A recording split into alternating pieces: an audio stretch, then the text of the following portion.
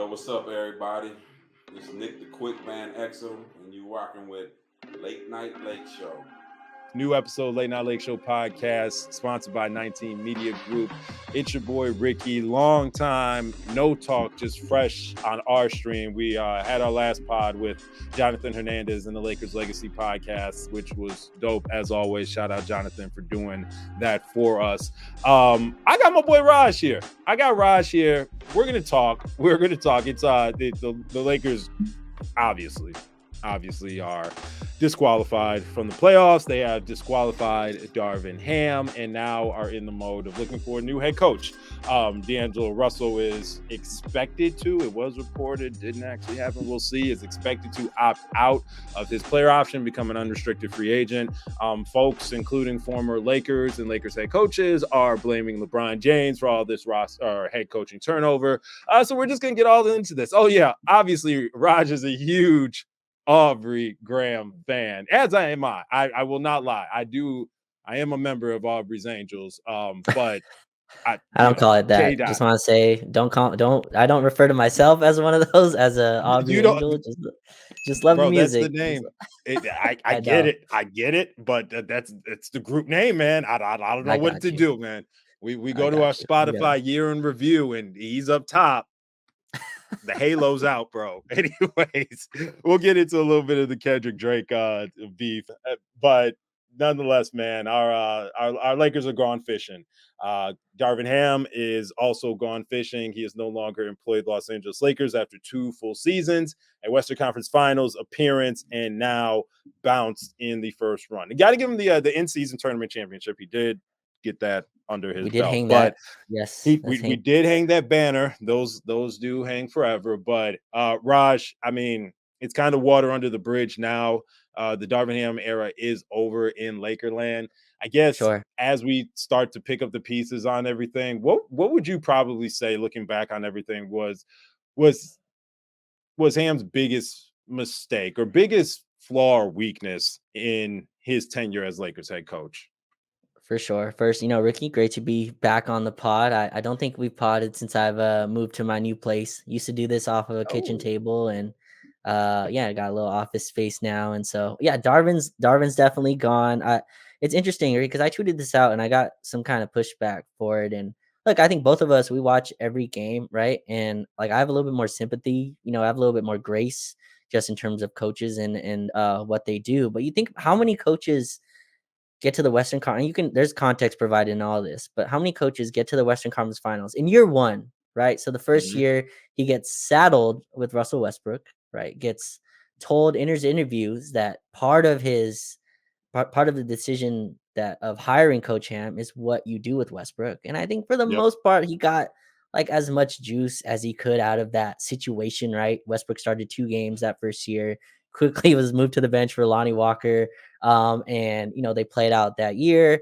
Obviously, Russell Westbrook's traded at the trade deadline, goes all the way to the conference finals. I honestly thought he had some good adjustments. I think I even came on this pod and we spoke about some of them in terms of his adjustments in the Warrior series and the Memphis series, and then the Nuggets series is what it was. Maybe he started too small, whatever it is. The strange part is this year, right? And I think like you can kind of trace back his firing due to not starting Rui Hachimura over Taurean Prince. And it's a very strange way to go out, right? I think the front office kind of made your decision for you. They paid Rui $17 million. They paid Vando his $13 million. They gave the non-taxpayer pay MLE to Taurean, who makes $5 million a year. And they gave Cam Reddish a minimum salary.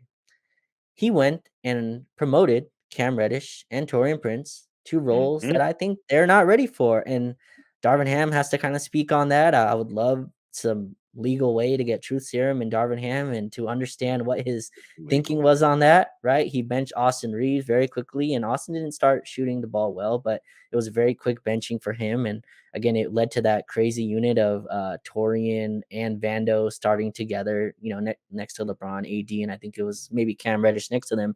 And when he started Rui, they went on a run. They won 47 games to finish out. I think they went like 20-8 or something to close the season. Much better winning pace. And I think that's what did him in. And so we're about to go through this whole other coaching search. And most teams, when they do this, Ricky, which is my concern, they kind of over-index on the experience, right? They just went with a first-time head coach. We got to Yeah, right those wrongs and get the most experienced head coach. And that guy might be gone anyway, Mike Budenholzer. And we might lose our last two head coaches to Phoenix, right? Frank Vogel, we lost to Phoenix, and Darvin Ham, I think, is about to go sit next to Mike Budenholzer in Phoenix next year. So we'll makes see if that's sense. the case. But I think that's where Darvin lost it. And there are stories that are going to continue to come out about how he lost LeBron James, how he lost. I think AD Ricky is a little bit more just apathetic to this type of stuff. I don't think he Mm, cares as much. But obviously, AD's quote at the end was really loud about we don't know what we're doing. And then Darvin had the response. And then Darvin. So like this, my last thing on Darvin. It's the most interesting thing to me.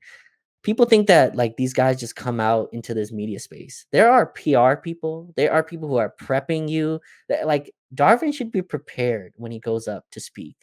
But it seems like he's not. It seems like he's caught off guard.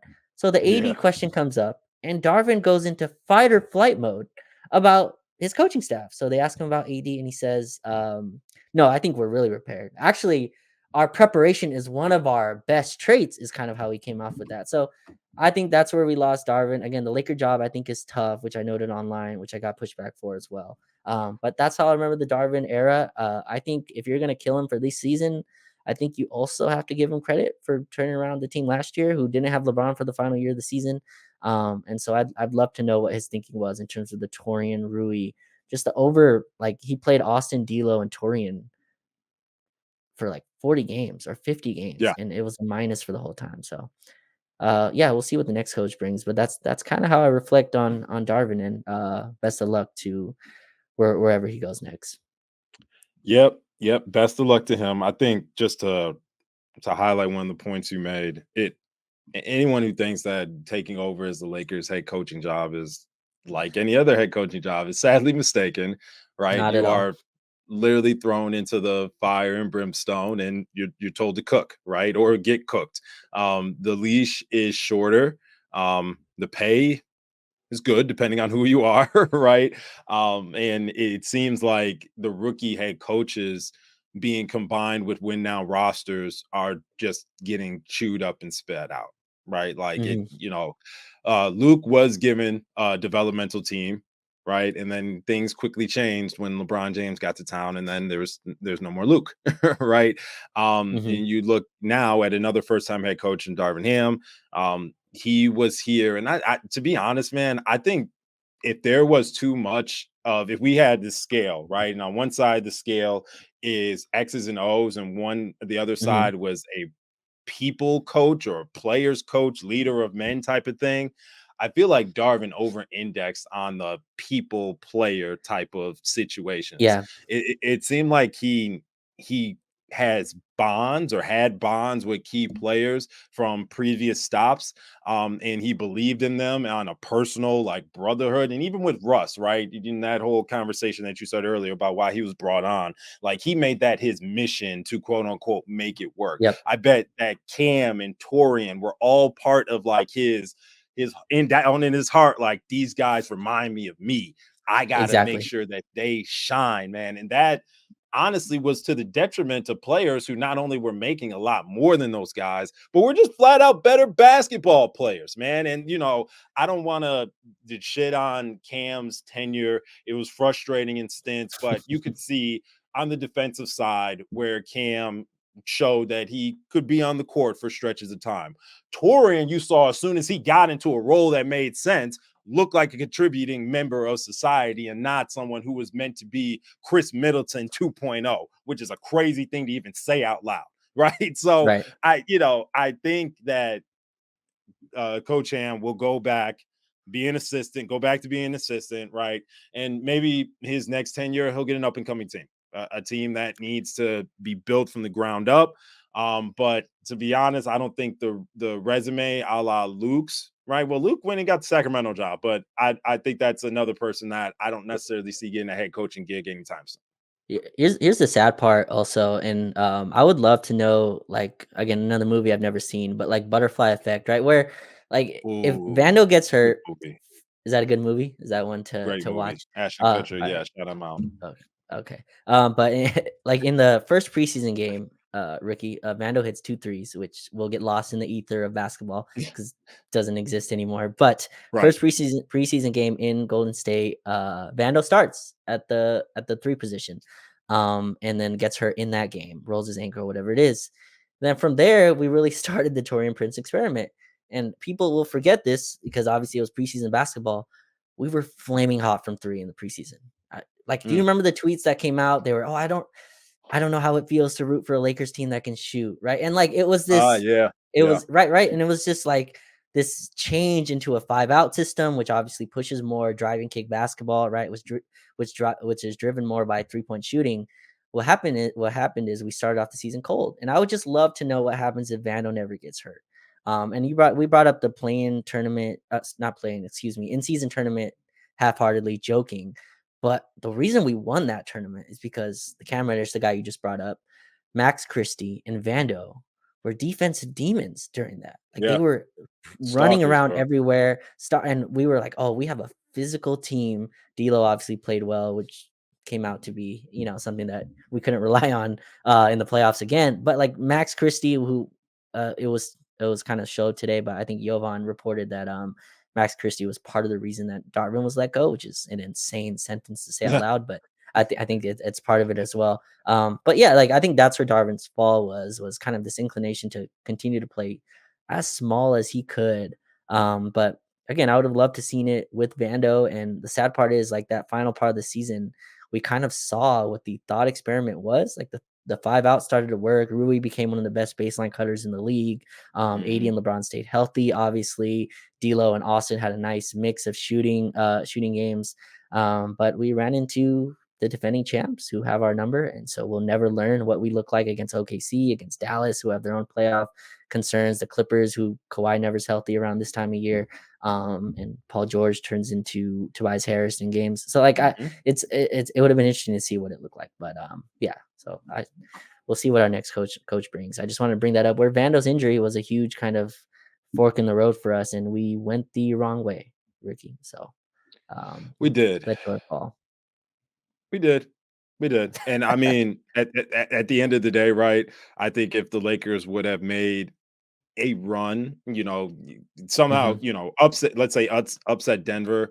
Now we are moving into the second round. I think there's a 60%, 70% chance Ham's still here, right? Like he could make up some type of thing. What happened in the second round, I don't know, but we avenged ourselves from the previous year beating the defending champions. And like maybe this is just how the cards are supposed to play out.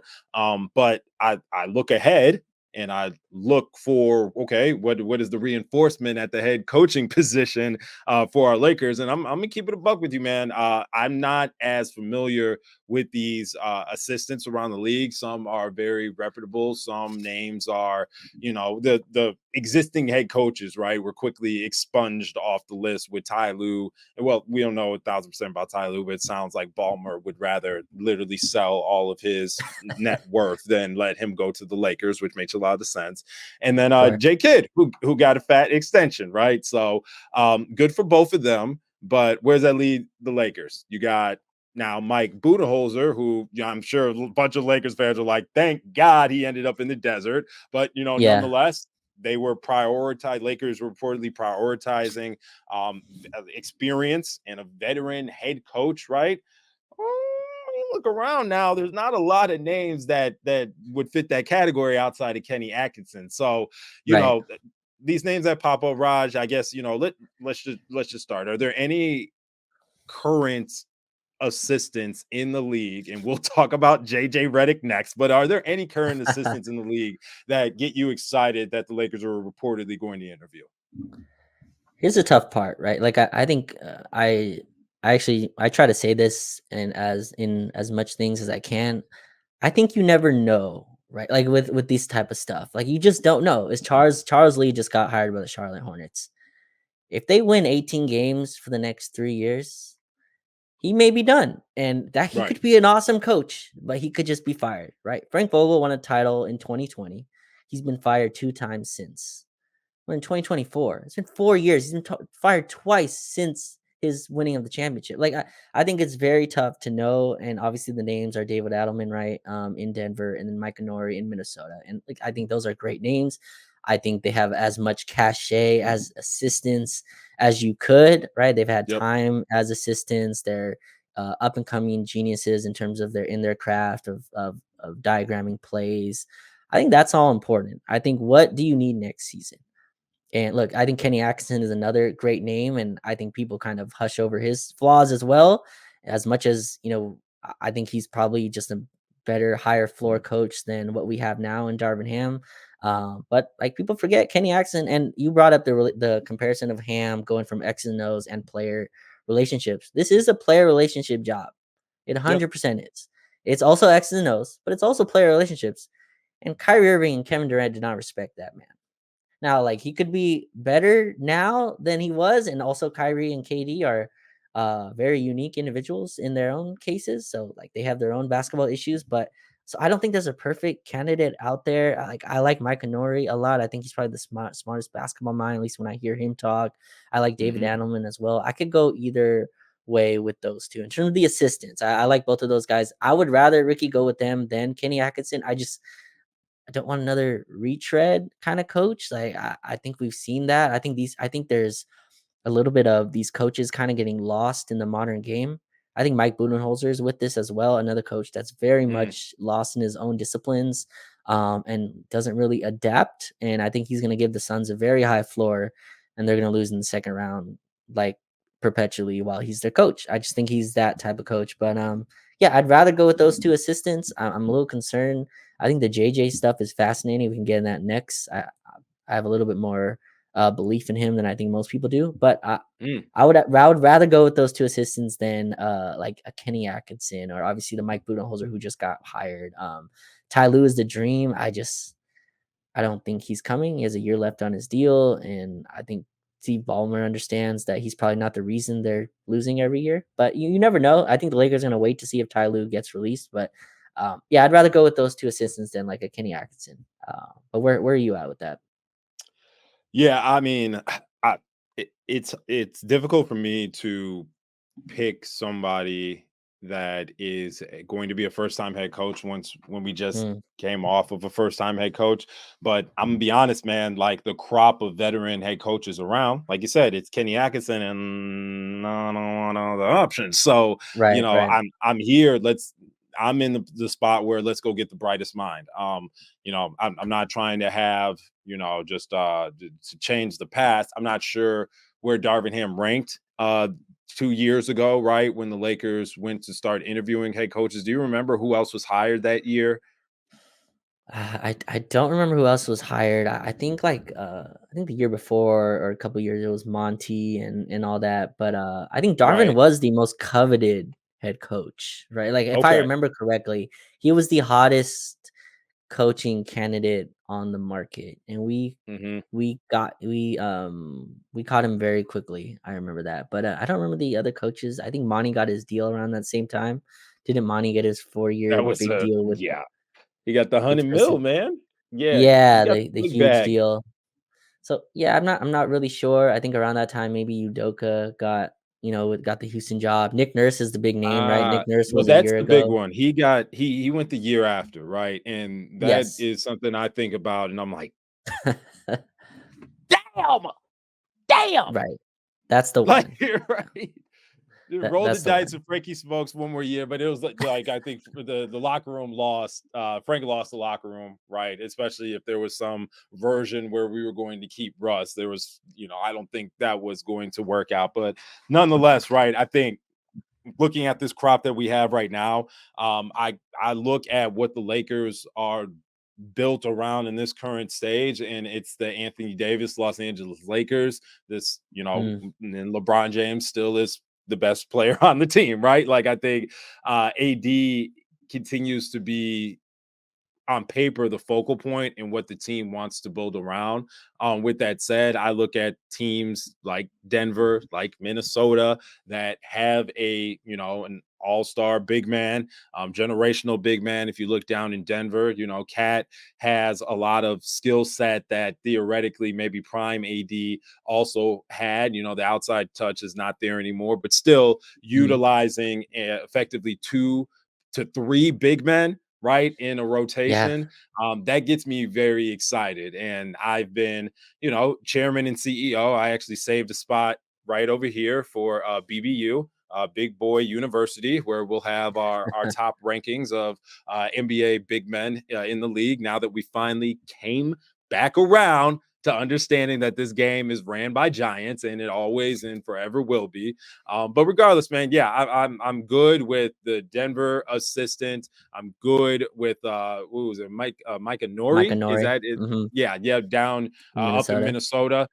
It sucks that people were hard on Ham's catchphrases or odd reactions, right? Impromptu catchphrases. Because Nori, he's the king of them. He sounds like he's ready for some sound bites whenever you come across him. So I don't want to be disingenuous, but like you said, one sounds a little bit wittier. So, we'll see how it all plays out, man. I don't know, Raj, what are we working on? Since Byron, this is how many head coaches in 10 years? 4? Yeah. I think it's not 5. You have Byron, then you have Luke, and you go straight to Vogel. You go to Ham. Vogel. Yeah, I guess you're right. I guess that's your 4th, if I can count right. I believe so. After Byron. Yeah. I think that's right. So, it's kind of par for the course at this point, man. We are cycling through these head coaches. We are. And so this is why it's funny because you usually don't get this in coaches. This is more of a player thing, Ricky. But JJ Redick is very polarizing as a coaching candidate, and that's very rare, right? Usually coaching candidates are kind of just, oh, he's great or he sucks, right? It's Doc Rivers or it's Eric Spoelstra, right? You get very much of you don't really create a lot of hate for a coach. That's never coached for you, by the way, right?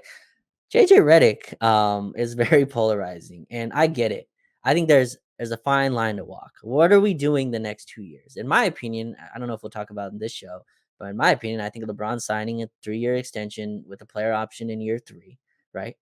Which means you are in the LeBron James business, is what you are. Yep. You are not in the Jalen Hood-Schifino business. You're not in the Maxwell Lewis business. You're not in the Austin Reeves business. You're in the AD business, but you're LeBron's still kind of running the corporation, right? It's still LLC LeBron, and everyone else kind of runs around that. JJ Redick and LeBron definitely have a very, positive relationship. There's obviously a trust there. There's obviously a mutual respect of basketball there. And you don't have to listen to the podcast just to get that. I think you understand just in terms of their relationship. Now, do you want my coach and LeBron to be best friends? Probably not. I'd like a level of accountability there. But I think from the options that are available, there's not a Spoelstra out there. There's not a Greg Popovich. There's not a Phil Jackson. There's no just straight down the line coach that has the cachet to come in and do that anyway. Other than Ty Lue, who I think is still just a dream for now. He's just he's a pie in the sky type of scenario. And if you can get JJ amazing assistants, I have no issue with JJ's basketball acumen. I think he would be great. I think he's a very meticulous worker. I think he's very detail oriented, right? You could tell by his shows. You could tell by the podcast and the media empire he's built, right? In such a short amount of time. There's a lot of players that have gone into podcasting. JJ's soared past them to the point he took Jeff Van Gundy and Mark Jackson's job. I mean, I don't think people realize what has happened here with JJ Redick. But those aren't, and the sad part about this, Ricky, is 1 + 1 doesn't equal 2 here. Because he does that does not mean he's going to be a good head coach. That's not what I'm saying. I'm just saying, from the pool of candidates, you give JJ an awesome assistance kind of rule here. I think it could work. And I'd be a little bit more excited about that than if they go out and give Kenny Atkinson a deal and say, here, run our team like you've ran your last 2. I'd be a little bit more excited about that. But are you with me on that? Are you kind of in the, he's a first-time head coach, get that the hell out of here? I saw that the last 2 years. I go back and forth on that. But where are you at with the JJ stuff?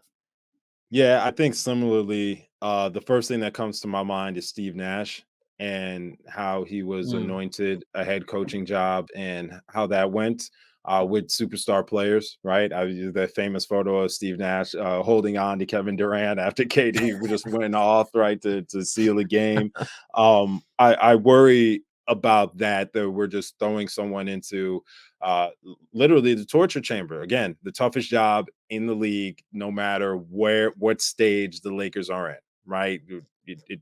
It's just going to be you're under the microscope from day one. Hell, in JJ Redick's case, it's day zero, right? Mhm. But at the other end of the telescope, man, like you just said, we're in the LeBron James business, and I'm be honest, I'm here for it. I'm here if this is what they want to do. And LeBron has confidence that JJ Redick is competent enough to make these decisions. I, let's do it. Hell, again, I'm fan. You fan. Neither of us are spending Genie's money, right? So LeBron signs his 2-year $bazillion extension, right? We're AD's already on under contract, and they go and get JJ Redick. Guys, the worst thing that could happen is this doesn't work. LeBron retires, and the Lakers are looking for another head coach. What else is new, right? Like this is kind of just you got to keep shuffling the deck and to figure it out until you get it right. And I think Yeah. hats off to the Lakers for at least not doubling down on the Darvin because they gave him a 5-year deal, right? Like so they'll be eating that for a few years. And hell, I think if they want to roll the dice again, and here's a more important point that I wanted to get across on this, Raj, is this whole story about JJ Redick is the most Lakers thing I've ever heard in my life. Like, how the fuck did Pat Riley become the head coach of the Lakers? Right? Everybody's watched Showtime. If you weren't alive to be around, right? He was one of the announcers. He was the color man next to Chick Hearn, and Yeah. just stayed around, stayed in the room, kept talking to the right people. All of a sudden, he found himself on the bench. All of a sudden, he found himself as the head coach. JJ Redick is in the best spot to ever go from not a coach to a coach by being co-workers with LeBron James by proxy of this podcast. Right, and I also like you brought up the Steve Nash comparison, and I think that is apt. I also think there's like this line of demarcation, right, of star versus not star, right, that are successful, and probably the best one is Jason Kidd, right? Jason Kidd's the closest of who was a star, who's become, I think, a good coach. I don't think he's great. I think it helps when you have Luka Doncic, but every Yeah. good coach has to have really good, and Kyrie Irving, but every good coach has to also have good players. So I think JJ Redick's kind of in that perfect little spot. He's a little bit more Steve Kerrish, right? And I don't know how like Steve Kerr also is polarizing within the Warriors kind of space, but I think Steve Kerr's a really good coach. Just got extended again for whatever it was, 2 years, 20 million or something like that. I see him more in that vein. Again, I think JJ like I don't know how do we have more videos of JJ Redick and LeBron diagramming plays than Darvin Ham, who he's sat 2 years with in a real huddle. We have zero video of this. We have zero video of LeBron, and it does not exist. Trust me, I've looked. Darvin Ham and LeBron James. There's no video of them two together diagramming a play. I have 8 with JJ. Collaborating. I have Yeah. 8 of them with JJ Redick. Again, this doesn't mean that JJ is going to be a great coach. I just think he's at least going to get the basketball side fixed. And I think from there, you're kind of hoping that LeBron and it's kind of a team kind of wide responsibility gets everyone else to buy in. And you hopefully have enough assistance with cachet and respect that you can galvanize a locker room in a way that it's needed to win. And again, there's no perfect answer here. Can like Ricky, if I had to come in, can Mike Nori come in next year and let's say they start off 500 because LeBron's not getting back on defense? Can Mike Nori go up to LeBron James and go, "Hey, yeah, you need to get back in transition, 40-year-old man." I don't know that. I don't know that answer. I maybe can David Adelman go look up. I think he's like 37, 38, Yeah, I was just or about to whatever say, how age. old are these people? I Right? Like think it's Mike Nori is a little older, but David Adelman, if I can look it up, this is 50. Micah's great. 50. Yeah, 52. So I guess he is a little older, but I don't even know if that's the correct David Adelman. Actually, this looks like an Fine. actor. So Yeah, I got yeah. Well, I and look it like a if lawyer.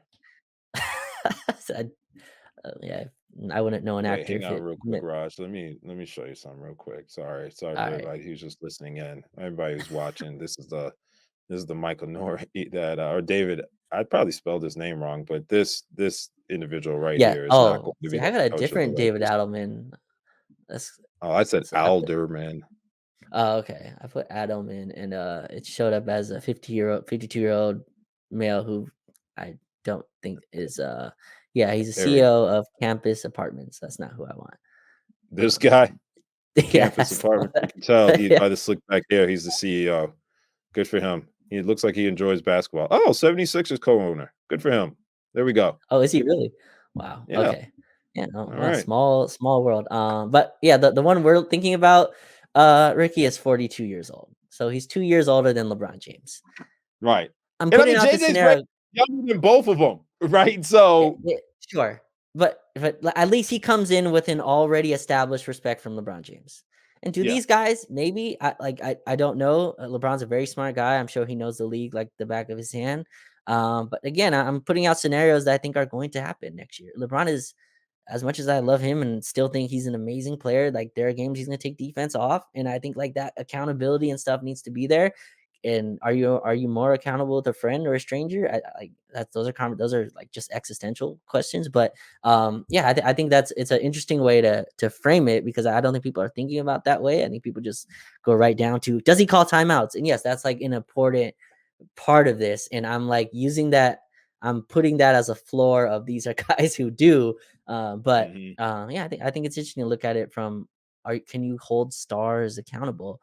And I'm not sure. You don't know until like these are both also guys who've never been head coaches. They've never had to be the man. They never had to, hold all the responsibility.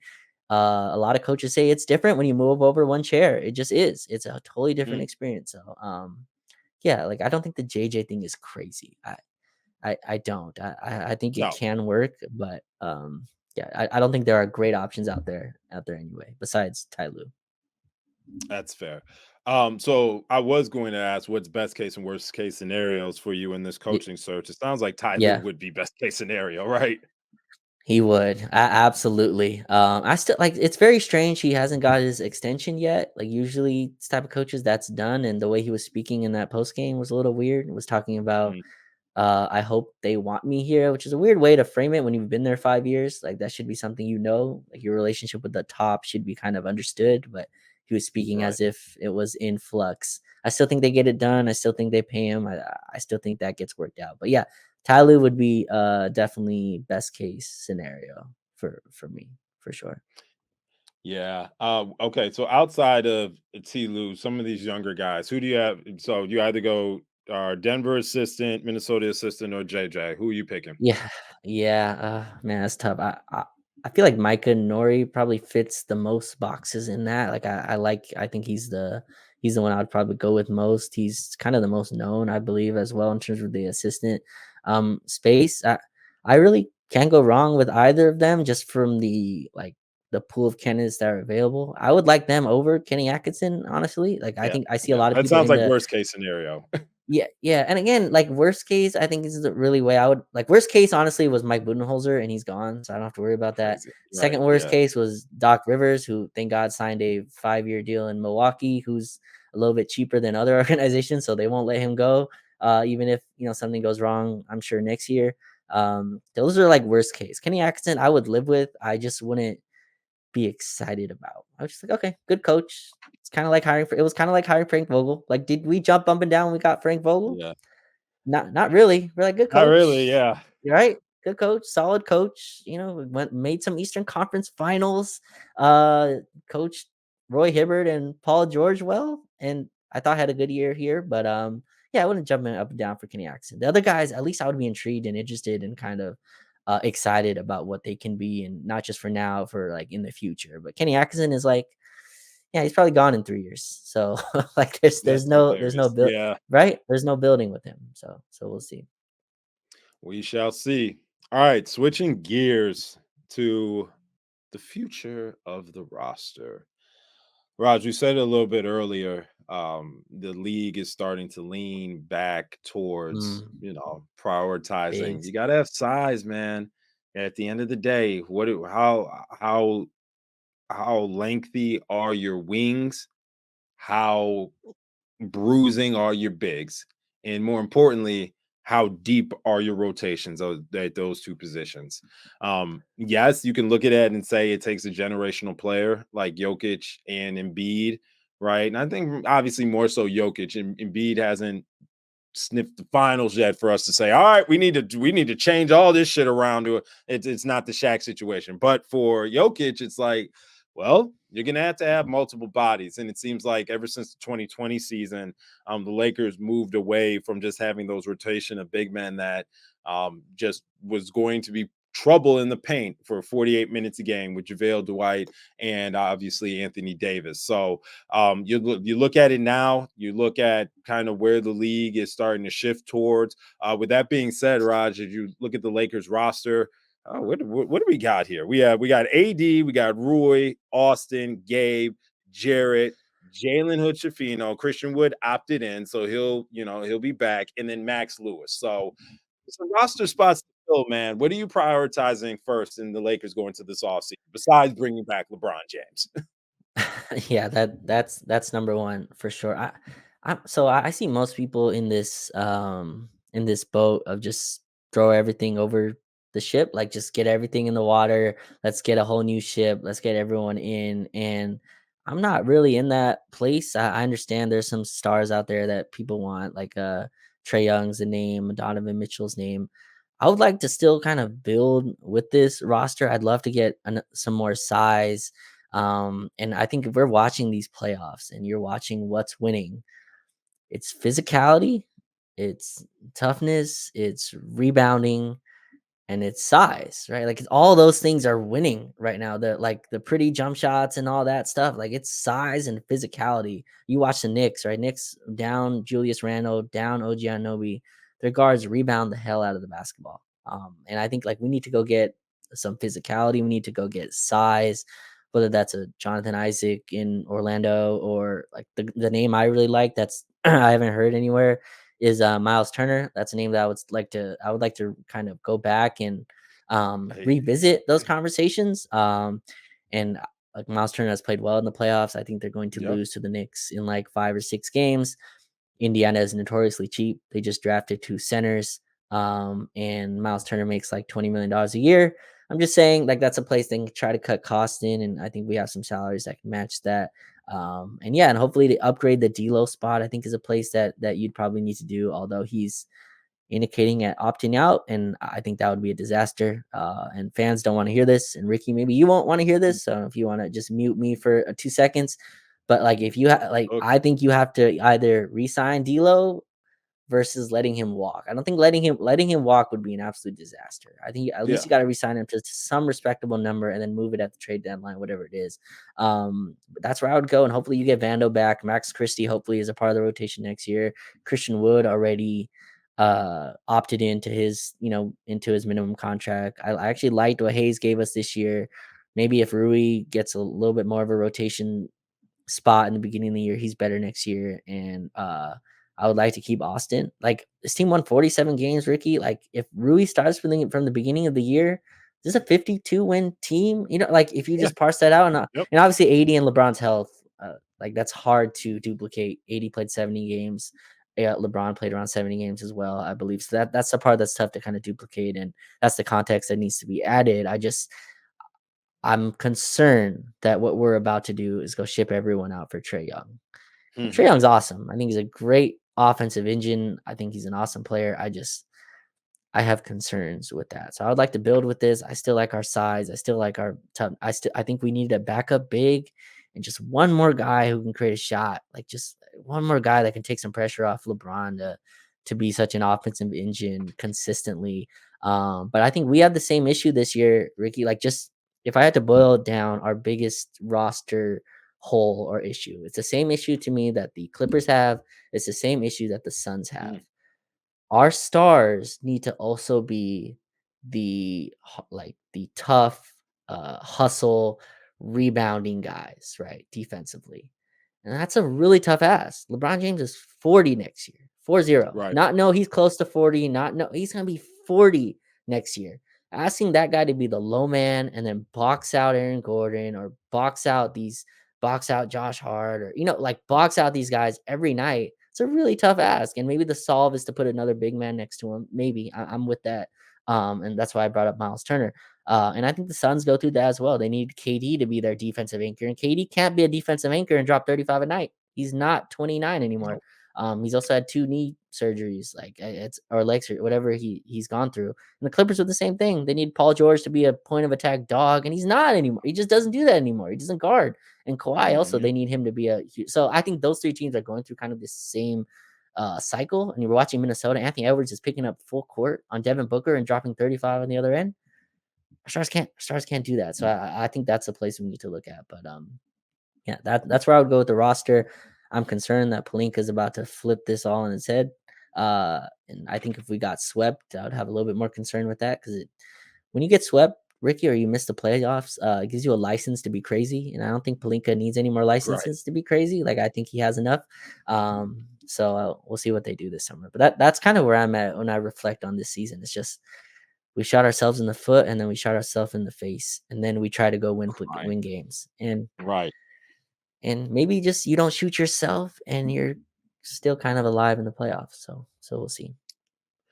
I haven't necessarily dove into the financial ramifications of the Lakers offseason, right? I think losing D'Angelo Russell, I agreed, would be the worst case scenario. I also don't see him doing the Lakers any favors, right, with another deal, which is just trade father 6 months later. So you also have to look at what changed from D'Lo's market last time to this time. Not much, right? So, you see teams about Orlando could throw him. Orlando's connected to every big name that could become a free agent this year, right? Their stock is going up. So maybe they strike out and they decide, hey, D'Angelo Russell is better than what we have in store right now. So there's great moments in the playoffs. It's just the floor goes way too low. It goes way past the basement, man. And I can't live with that. I need consistency in the playoffs. Can I count on you to do your job consistently for 7 games, right? And if not, can you make your error margin as minimal as possible? And I just, I think Austin is a great piece, but I don't think he is the 3rd best player right now on a championship team. He's damn sure the 4th, right? I think that now your cup runneth over. But like you said earlier, you get a consistent player to be in that role where it's just, hey, LeBron goes to the bench in that early first quarter shift. It's AD and X player. They're still going to cook their ass. Hey, AD got into a little foul trouble. Now you just need to cook by yourself. Okay, I'll do that. Obviously, the names are out there. Donovan Mitchell would check that box. Trae Young would check that box. But then at what cost? At what cost, Father? Everything. Right? Like, right. Put in a little Avengers Endgame, which I pray to God you have seen in your life. I think I've seen the Infinity War. Is that the same thing? Same thing? No, it's not the fucking same thing, man. It's part. It's not the same thing. It's part. I mean, it's like the same people, but like the next next part of it. All right. I think I've seen it. Yeah. So you saw the snap, and then you didn't see nobody come back. You saw Thanos won. This is all Roger's seen. Thanos won, and that's it. What's funny is, like, I think you were telling me before the show you were also on this Bring Us Denver, and I was like, bring on Denver, and people were tweeting me, you want to play Thanos? And my response was, doesn't Thanos lose eventually? Doesn't he eventually lose? Like, Thanos does eventually lose, right? He's the one out. Does. So I think Denver has not been Thanos because they're continuing to win. We'll see this Minnesota series. I think part of this too, Ricky, and like I think nobody does this, but if you go back and rewatch that Denver series, right? Like if you go back and watch those 5 games, Lakers were up for 70% of the game, right? So like 70% of the whole time we are up. I thought our defense was actually really good the entire time, as well as it could have been. Jamal Murray did not shoot well for almost every single game except the 4th quarters, which is tough, which sucks. Like, he got his shot going in those late moments, and obviously the 2 game winners are going to be plastered on every Denver Nugget fan, however many Denver Nugget fans there are, walls, till the end of time. But I think like we were at least closer than it would appear. That on the mirror it says objects are closer than they appear. Like, I think we were actually closer than it appears. Sure. And I think part of this as well is what people don't speak about is you need guys to outplay their contracts. Like, go look at the playoffs right now. You're watching Derrick Jones Jr. start for the Dallas Mavericks, and absolutely lock down Right. Paul George in the first round, and then continue to lock down and hit threes in the second round. You're watching Nikhil Alexander Walker, who was thrown away by the Pelicans, thrown away by the Portland Trailblazers, and is thriving as one of the best defensive 3-and-D wings in Minnesota. Like, that's the margins that you need to hit on. And we didn't hit on any of them. I have no idea. Like, we love Max Christie. I have no idea how good he is. I have zero clue. Is he a 40% catch and shoot 3-point shooter like he was this year, or was he or was that fake because of the sample size? I have no clue. Darvin did not let me answer that question. Cam Reddish did not play up to his minimum deal, let alone an NBA contract. Like, I think that's part of the margin stuff you have to hit as well. And then I think you can kind of supplement that with, I think Austin's fine. Like, he's not a third best player if your first two aren't like top five, just, dominant guys, which like LeBron and AD are older now. So they're probably more in the top 10 range than 2020. They were the top 5 range, right? Like in that year, Ricky, who was our third best player? KCP? Like, Yeah. Yeah. right? So, like, is Austin better than KCP? I mean, KCP is probably just better in terms of being a veteran, but I think it's at least close. So I don't like, I understand that point from who's like your third and fourth best player. I just my worry is like if you sell everything for the third best player and then you just have no one behind that and you can't defend and you can't rebound. I think you're in a really tough place. So I would prioritize those things before, I guess, just getting the star in here. But like, I think that's what we were going to do. If I had to predict, I think we're going to package our 3 first round picks and whatever salary and go get another There we scoring ball go. handler that averages 27 a game and is gonna try to carry you through a regular season. I just I would I would like some caution towards that path, but I understand it from an offensive standpoint. And LeBron's 40 and he needs help in that regard. Are we watching the same playoffs, Ricky? Like, you know what I mean? Like, Yeah. I'm watching these Yeah. playoffs. This is not a one guard is averaging 30 and is winning. That's not what's happening. But I think that's the route we're gonna go. So Yeah. Hey man, I hear everything you're saying, Raj, but the thing that stands out to me the most throughout this season was that Jay-Z reaction gift that people use online where he's like listening to the music, but he's oh, like he's like looking over bopping his his head. shoulder. That's Uh-huh, uh-huh. me with LeBron James's longevity, bro. Like Mm, I'm vibing. Nobody appreciates what kind of content we're getting from LeBron James than me in a Laker insane. uniform with the ups, downs, whatever, man. When I'm watching with my eyes, it makes me jealous of the people who actually got to watch LeBron be on their favorite team during his actual prime, right? So, as much as I still appreciate what he brings to the court, man, like you said, on the defensive end, LeBron's going to pick and choose his spots. Slash, sometimes he just doesn't have it, right? Um, Offensively, he's going to have those turbo buttons pressed down when he feels like it's necessary. I think the Lakers' goal should be preserving those turbo buttons for as long as possible. I think they are getting tired of relying on players that aren't known for carrying a team and the scoring load. I think the front office is also looking towards the post LeBron James era. And if you said you got Anthony Davis, Austin Reeves, Rui Hachimura moving into the future, sure, those are nice name of players, but it's a little light in the pockets now, right? So at Sure. least from what I've known from our Lakers is they're not going to get satisfied. A la what the hell they did with Russ, right? For the Rush trade. I just feel like the Lakers are now that they're even closer to this contract extension for LeBron that I agree he's going to sign. I think they also want to pair that with the next star of the future with Anthony Davis. So even as Anthony Davis now becomes the older player, this player still has another 6 years after that to kind of carry the torch and just keep the momentum moving forward. Sure. So, hey man, we're fans of one of the least patient franchises in sports.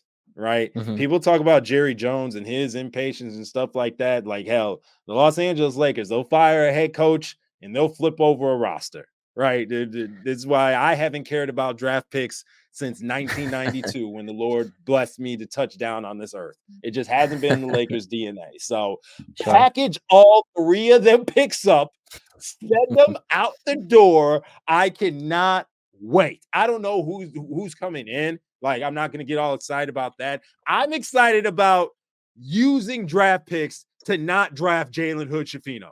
That's all. That's all. I like diamonds in the rough. I love the Lakers' history of hitting right on draft picks. Give me some players that's making some big boy money right now and big boy contributions right now. Bring them in. I'll worry about the 2039 NBA draft when Grayson's eligible. I think that's No, for sure, for sure. I'm with you on that. I could see that as the approach, and I think honestly, I think that's what they do eventually. I do think they go and trade for some whatever star there is. To put it plainly, Ricky, like when I look at what do LeBron and AD need at this point of their careers, especially with LeBron, right? I think AD obviously can kind of carry a little bit more of a load. Although I'd like to at least make his life a little easier in the regular season, in terms of just having a little bit more size. And I think we do this a lot because of the lot of the NBA players pods that have come out have, I don't know, haven't sounded very great, just to put it nicely. A lot of the ideas that come out of there, especially like the Gilbert Arenas ones and all that. But if you speak to AD, he's very, very candid. He says, yeah, I would like some size playing next to me. I would like to not be the, only center on the team for a majority of the year.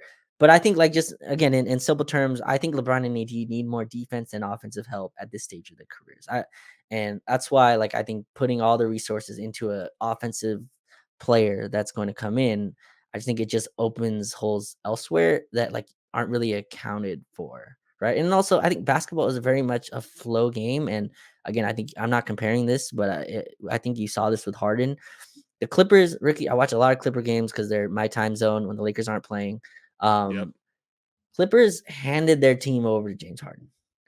And the thinking was that, okay, in the playoffs, Harden will turn the car off, get out, and go in the back seat. And Paul George, it's your turn to drive. You've been sitting in Right. the passenger seat the whole time, like just trying to drive. And Paul George is like, I don't drive stick. Like I don't drive this car. Like I don't know how Right. to drive this car. Right. And so like once it was time for Paul George to drive, he's putting up 2 for 11 and like he's having a terrible playoffs. And like some of this is on Paul George because every year something happens with Paul George, and I'm not comparing him to LeBron in any way. I'm just saying like there's a point of just handing your offense over and all that I just am not 100% in with that type. The player that I would love, Ricky, is Donovan Mitchell. Like that's the guy I would get everything for. I think he's more stocky than Trae Young. His athleticism pops a little bit more. There's Yep. an explosion that can't be taken away in a playoff setting, right? Playoff I think tested. yeah, I think he had 24 in the first half tonight against a Boston team that's literally built to guard these type of guards, and they can't guard him either. His just Darius Garland turned into D'Angelo Russell very sadly for the Cleveland Cavaliers. So it's a tough kind of way for him. But in any case, yeah, like I'd be fine with Mitchell. Trae Young, I have caution signs for. I would understand it. I think others are a lot higher on him than I am. But I think he's also a great offensive vision. I could totally get it if they went that route. But yeah, I would like to at least get some defensive rebounding here. And Christian Wood's not really that to me. Like I think he's a fine big. I don't look at him as like a Shoot, Christian defensive Wood could even force. play the 4. Right. Yeah, right, exactly. So I would like a little bit more size. Jonas Valanciunas is not really a name I'm excited about, but I get the logic of it. So it But gets the Turner, logic. Jarrett, I get the logic of it. Big guy, Yeah. right? Like can bang down there. Burley. Burley, Yeah. yes, that's the word. But Jared Allen, Miles Turner, these are bigs that obviously make a little bit more money, but I think it's worth investing in. Right? Minnesota, who got laughed at by including me, by me included, trading all those picks for Rudy Gobert and changed their franchise. Like they've went in all size and they've become a defensive monster because of Jaden McDaniels as well and Anthony Edwards' ascension. But it's mostly because they went into this whole size unit of playing Nas Reed, Towns, and Gobert. Two of them are on the floor at all Yeah. times. So let's go back to no, I don't want to go back to 2020 because a lot of things happened in 2020 that I don't want the world to return to. But just in terms of our basketball philosophy, let's go back to size and rebounding and physicality as a kind of cornerstone of our team instead of yeah, let's shoot a bunch of threes, and build out our team that way. And I just think that's the flawed approach. But excited to see what we do this summer, man. And Jalen Hood, I hope he plays in summer league. Hope we get some reps there, and kind of turn around his reputation with the fan base. But he might be an Atlanta Hawk by then, so not sure. Yeah, right. Uh, Exactly. Or a Cleveland Cavalier. We'll see. yes, We'll yeah, see. We'll see, man. Yeah, we'll have to have you back on, Raj. Talk about some of the like the around the edges pieces, the depth pieces that the Lakers could be targeting this offseason. If they choose to go bring back the core and then, fill in the pieces where necessary. There is a handful of, I mean, Palinka was handing out player options like Oprah was handing out cars back in the day. So, there's going to be roster holes open one way or another that need to be filled. So can't wait to have you back on to talk through that. But I could not get you up out of here, brother. Could not get you out of here without us talking about just the current state of hip hop right now. mm, Um Kendrick Lamar and Drake Aubrey Graham have been in a little bit of a tussle, a little bit of a tit mhm. for tat these last 40 days. It sounds like, I think between Like That and the Heart Part 6 was 40 days. And I think we got Mm. something like what, 6 songs, 6 or 7 songs, I think like 8 eight, tracks out of it. Yeah. eight Yeah. tracks. Man, I think first and foremost, I just want to say thank you to both Kendrick and Drake for just flooding my phone with premium content. No matter how Yes. you feel about the content, or if you pick a side in it, if you are a fan of rap and you listen to this hip hop, man, you know that these two at the top of the totem pole, you had a good time. You had a great time these past few weeks. Raj, I know the timeline has you as OVO Raj. So I just Yeah, want you right. to speak your piece on how you've absorbed this whole beef the last few weeks. Yeah, like, I appreciate you echoing that sentiment of, like, both these are the top 2 artists in this field going at it, right? And, like, I saw a lot of on both sides of this, right? The Drake fans saying, "Oh, this that Kendrick song was actually trash," or, Kendrick fans going, "That song was trash." These are 2 of the best artists in the world. They are not putting out trash products. These are absolute brands that have built, because of their ability to make really good music, and I think we've got Yep. incredible production. I think Family Matters is absolutely incredible. Like, I listen to that all the time. I think you have to give Kendrick credit for timing his releases to the point where 17 minutes later he dropped that Meet the Grams track, which is extremely Yeah. dark but hit on a lot of stuff. Dark. Very dark, yeah. And then obviously following that up with Not Like Us, which absolute banger. And again, very genius mode to go get DJ Mustard, right? And get the most West Coast sound, make it a absolute, club banger as well that is heard now all around the world. So it's been really enjoyable. Again, I thought the Heart Part 6 was really good. I like push-ups as well. I think both artists are great in their own lane. I think the thing people are doing is they're dissecting a Kendrick song and then going to Drake and they're like, "Why don't you sound like that?" And like that's just Yeah. not how they like both of them create art and music in different routes. Obviously Drake has kind of gone more the public route of being more commercial. And Kendrick has kind of still stayed in his lane and like put out music on his own time, which again he's allowed to do. But it's just been an awesome back and forth to go with. I think it's closer than people make it. It's very similar to Denver Lakers, right? I feel very much like it's a lot closer series and people are making out to be. It's just Kendrick had a 25-point lead in game 6 and I'm like, "Yeah, it's just one game though." Like, you had all these other games that have gone on. But yeah, like I give Kendrick credit. I think Not Like Us is an awesome song. And Euphoria is really good. Meet the Grams is solid. 616. But I like push-ups a lot. I thought again, Family Matters, I think is really put together. I don't think people realize the amount of like artistry that went into. It was a full music video. It went at like 6, 7 people in there. It had Yep. ASAP. It had Ross. It had Weekend. It had obviously Kendrick at the end. No, enjoyable day for music and just rap. And if you like music, I think it was a great time for you just in the history of hip hop, which I'm a little bit more still new into like understanding, but it's cool, man. It's awesome. I'm not losing sleep over this. I'm not on the payroll. I do not. I'm not. OVO Raj, you're gonna be all right, man. That's what they want to know. You're gonna be straight. I'm not sent OVO sweaters every month, or like there's no checks coming in my bank that I have to Crier. word my tweets in certain Endorse, yeah. endorse, yeah, or promote. If they want to do that, and I'm open for business. My email's in my account, but yeah, I'm fine. It's in very enjoyable music, and they're both going to continue to make great art. I think both of them have albums coming hopefully soon, and we can kind of move forward. But it was fun, man. I've enjoyed the songs. Shout out Kendrick. Shout out Drake. Great music, and I'm hopeful people can take your approach, Ricky. It was like we just saw a really awesome 6-7 game series. Let's enjoy the sport instead of picking apart every line and trying to kind of misconstrued what it means and finding the. Did you see the weird stuff that was happening yesterday? I mean, I think they found. Yeah, this man that's now like the Twitter Riddler.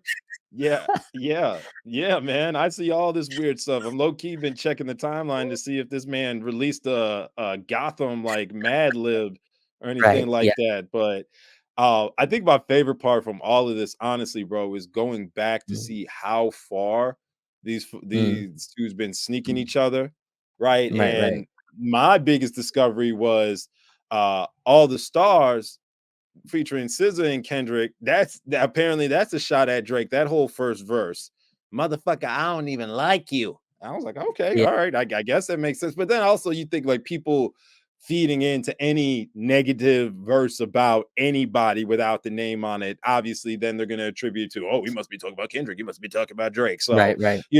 there was one that was very clearly, it was All Summer 16 by Drake, right? Looking for Revenge. And Right.